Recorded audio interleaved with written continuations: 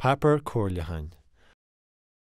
Luach Saothair a bhaint den Obair, Moladh ní bí agus a dé. Clé luach chorthaí fostaíochta níos fearr.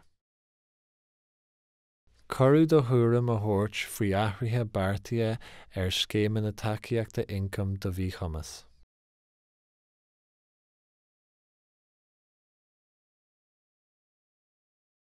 Cad sa Páipéar Comhairliúcháin agus ceisneoir. Tá an rialtas tar éis éirí an rinn gnóthaí fostaíochta agus comhimreacha sóisialaí dul i gcomhair le leat féin agus de chaileach le cuairmóirí, lucht tacaíochta agus ionadaithe faoi dhá máladh ón tuairisceáil Luach Saothair a bhaint den Obair do dhaoine faoi bhí chumas 2017 a d'fhéadfadh go mbeadh éifeacht acu ársa. Iarrainn muid ort an Páipéar Comhairliúcháin seo a léamh chun fólam faoi na Maltaí agus an sin ceisneoir a chomhlánú. Is siad na Maltaí a bhfuil muid chun ceist a chur ormh faoi na Moladh ní bí agus a dé. Baineann Moladh ní bí leis na hathruithe atá beartaithe an íocaíocht liúntas míchumas. Baineann Moladh a dé le smaoinniú an phlé luaí i scéimeanna tacaíochta incom. Ciallaíonn clé luath mas féidir leat agus má táú a géirí bheith ag obair go dtabharfaí muid gach saghas tacaíochta agus is féidir leat chomh luath agus is féidir chun cairú leat post a fháil. D'fhéadfadh go mbeadh éifeacht ag na Maltaí seo de chaileach agus mar sin tá sé tábhachta go mbeadh a fhioscain céardíad de thuairimí faoi.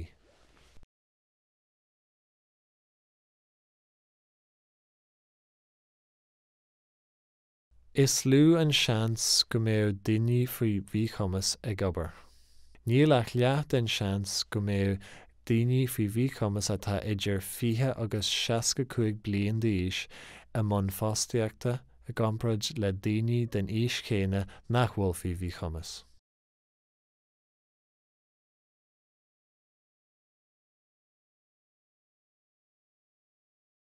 Mí chumas agus obair. Tá an céadadan de dhaoine faoi bhí chumas san áit oibre comhionann le leath de céadadan na ndaoine nach bhfuil faoi bhí chumas san áit oibre. 36.5 faoin gcéad, daoine faoi bhí chumas san áit oibre. 7.8 faoin gcéad, daoine nach bhfuil faoi bhí chumas san áit oibre. 2.8 milliún duine an aois oibre in Éireann. 2 faoin gcéad de dhaoine faoi bhí chumas. 8.8 de dhaoine nach bhfuil faoi bhí chumas. Tá go leor daoine a géirí bheith ag obair agus tá siad a géirí déanú eolaí. I gcás go leor daoine faoi bhí chumas is féidir leo agus tá siad a géirí post oiriúnacha agus úntacha a bheith acu. Dar le tarú survey in 2015 ghaoine a aghaidh an liúntas bhí chumas ní raibh 58 faoin gcéad in anna bheith ag obair. Bhí spéis ag 34 faoin gcéad in obair feart aimseartha agus na tacaí cearta acu, agus bhí spéis ag 8 faoin gcéad in obair lean aimseartha agus na tacaí cearta acu. Tá tarthaí go léir an tseirbhé ar fáil ón leithreán gréasáin seo a leannas www.welfare.ie. Ní mór déileáil le bachannaí. Sa seirbhé chuireadh ceist na daoine faoi na bachannaí a bhí rompú maidir le hobair. Seachas a leibhéal míchumas, 10 daoine réimse bachannaí móra a raibh ina másc aspa iompar, eagla roimh chathair leasa thóisialta a chailliúint, agus aspa tacaí riachtaнаcha don obair. Bachan eile atá le saoradh ná an scéim liúntas míchumas féin. Sna coinnealaithe inchailtheachta don scéim liúntas míchumas, chuirtear béim bhí chumas an iarratasóireacha bheith ag obair. Ní bhreathnaítear sna coinnealaithe chumas an iarratasóireacha bheith ag obair ná páirt ag leacu in oideachas nó uillúint.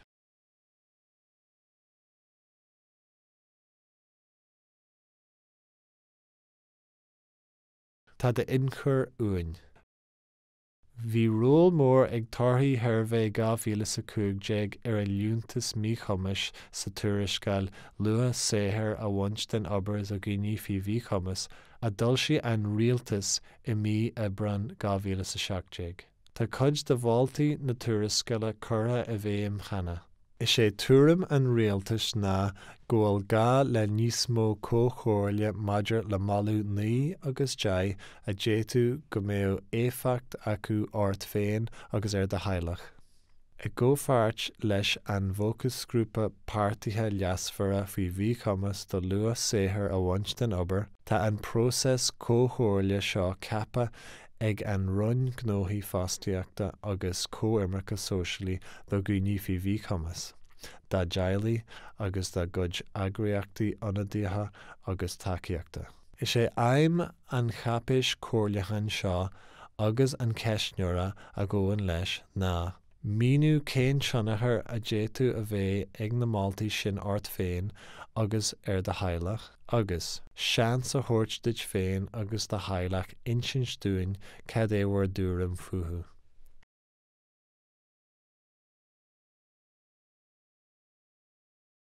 Cad a chiallaíonn plé luath.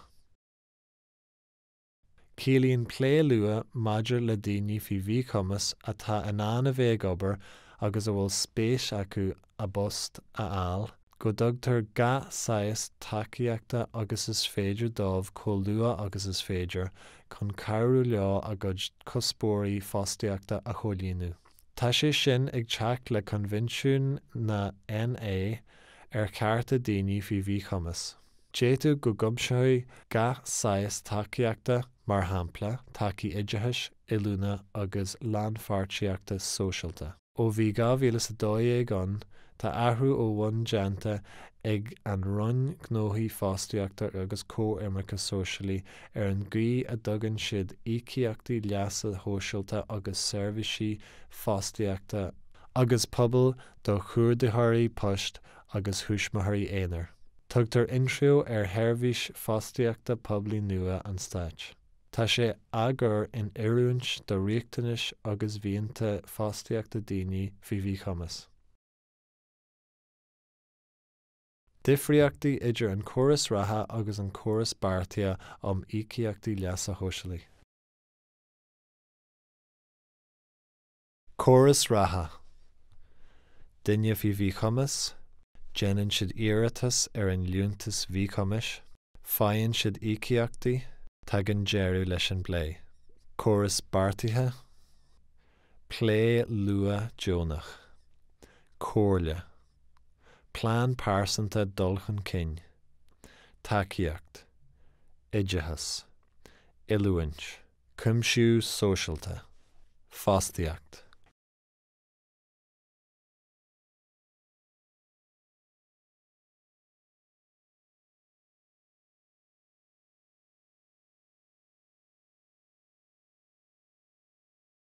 Cén chuí a nibreathaigh plé luath a gleachtas. Nuair a dhéanamh daoine faoi bhí chumas iarratas ar íocaíocht tacaíochta incom do gcoinní faoi bhí chumas, gheobh siad comhairle ó sheirbhís intrio. D'fhéadfadh siad ag éirí dul ar aghaidh go fástaíocht nó fástaíocht feart aimseartha, d'oibreatha siad as leaba chéile le intrio chun a bplán pásanta dulchan cinn féin a fhorbairt. Bheadh an plán sin difriúil do gach duine.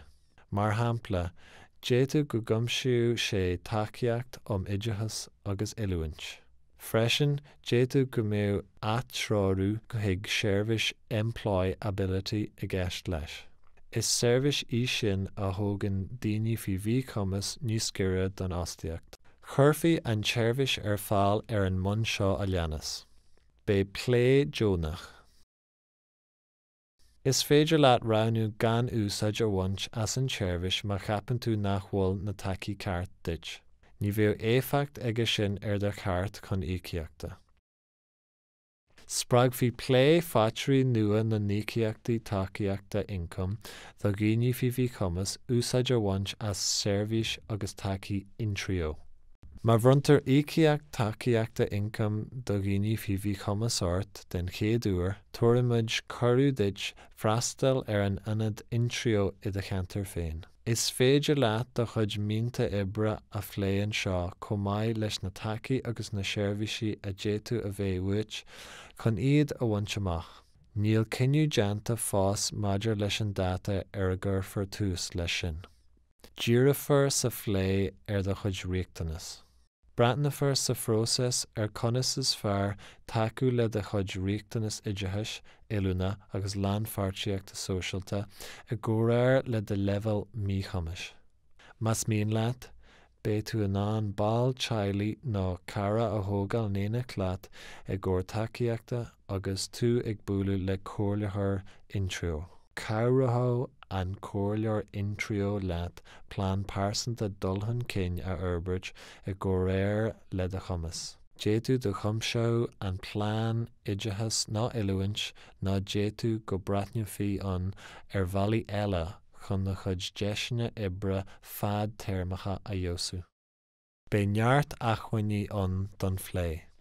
Cuirfear iluaint ar ásacht faoi bhí chumas ar bháil foirne seirbhíse intrio ar ásacht faoi bhí chumas agus tá rochtain acu ar álas faoi seirbhísí agus thacaí iarúnacha chun carú leat fostaíocht iarúnacha a aimsiú.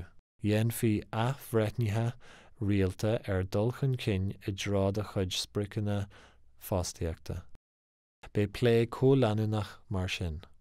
Bé comhiontaithe a bhaim idir intrio agus sóláthraithe seirbhíse eile chun déanú cinnte go mbeidh plé corré agus is féidir. Cabhraithe sé sin leat do chuid mínta fostaíochta a cholíonú.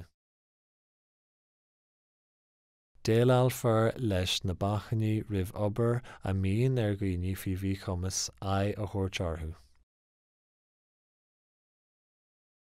Déadú gur bheith a bheith iontu ná an córas leasa féin ná san ionad oibre agus sa tóthaí níos leithne. Seo a leannas mar a bheith plé lua. Bé sé Jonach, spreagfar fátrií chun tacaí a úsáid, díreafar ar do chuid riachtanas, bé neart achmhainní an dó, bé ceangal deanta idir seirbhísí agus déalfar le bachanaí roimh obair.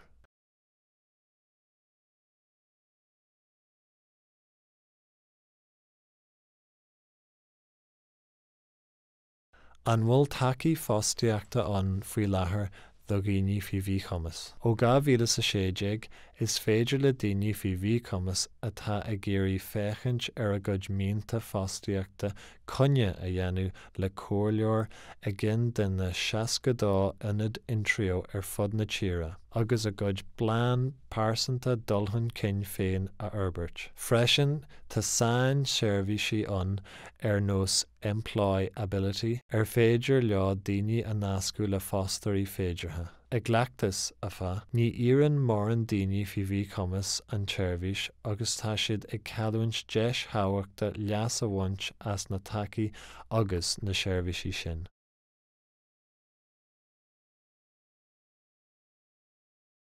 Cén éifeacht a déadú a bheith ag na hathruithe atá beartaithe ar dhaoine óga fíomhaí chumas. Faoi láthair tá tacaí incam do leanaí agus dhaoine óga fíomhaí chumas struchtúrtha mar seo a leannas. Is sé atá sa Lúntas Cuaireann Balla LCB na íciacht bhíosúil de €309.50 le tuismothirí leanaí ar a bhfuil míchumas trom. Ní antar tastal achmhainne don scéim. Déadú go mbeadh tuismothair inchailithe a gcóir Lúntas Cuaireann freisin. Tá sé sin faoi réir thastal achmhainne. Freisin faigheann tuismothirí deontas tacaíochta Cuaireann de €1,700 in aghaidh na bliana. Ina theannta sin, tugtar carta líochta don leanamh nach neantar tastal achmhainne air. Íoctar an LCB le thart ar 34,500 duine faoi láthair. Sé atá liúntas míchomis LM na íciacht tastailte ó thaobh achhuine do ghaoine faoi bhíchomas atá idir 60 agus 66 bliana d'aois. I gcás aon duine a éilíonn an íciacht seo ní mór dómh masannacht sláinte all agus é mar conclúd orthu go mbeadh siad faoi bhíchomas ar fáth aon bhliain amháin ar a laghad. Íoctar LM ag €193 in aghaidh na seachtaine faoi láthair, €198 ó bharrta 2018. Déadú go mbeadh sóláthraí cuairim inchailithe i gcóir liúntas cuairimóra faoi réir theastal achhuine. Faigheann thart ar 132,700 LM faoi láthair. Tá sé ráite ag an ngrúpa Bun Luach Saothair den Obair, LSBO, Tá dúirfí an liúntas míchomis do ghaoine ága ó 60 bliana d'aois ar aghaidh nach dúirfí an deis dómh a nachhain ostaíochta iomlán a choilíonú. Ina áit sin, dúirt an grúpa gur cheart go spreagfú an stáit do ghaoine ága leas a bhaint as raon de thacaí oideachais, oiliúna agus eile chun cur ar a gcumas a gcuid míonta fostaíochta a choilíonú, cosal le daoine ága den níos chéanna. Bháil an grúpa LSBO go nachrathóidh an run gnóthaí fostaíochta agus comhimreacha sóisialaí an scéim liúntas mhíchomis chun le haghaidh intralaithe nua idir 80 agus 22 bliain d'aois chun spreagú dómh páirteach leacu i ngníomhaíochtaí oideachais, oiliúna agus leanfeartaíochta sóisialta i gcóir air le haachmhainn gach duine óig.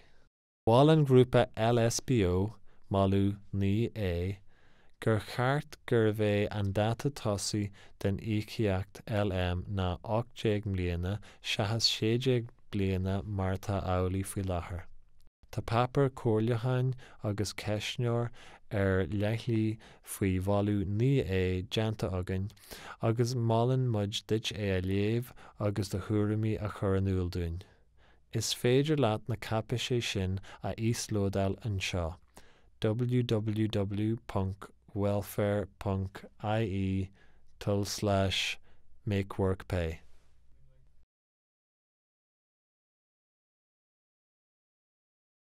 Ní léon chiniú déanta fós maidir leis an am a chur faoi tús leis an gcóras beartaithe. Tá an rialtas a géirí uair dúramí a fháil sula ndeanfaí aon athraithe ar an das céim. An sin phléadh sé agus dhéanamh sé ciniú faoi athraithe más an dómh sula dúirfú sé isteach iad.